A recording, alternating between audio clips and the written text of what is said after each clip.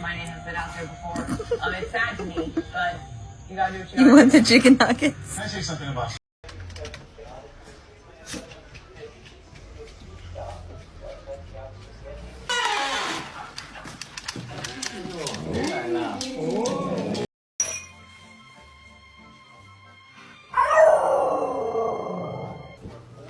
Okay. Okay. Come on.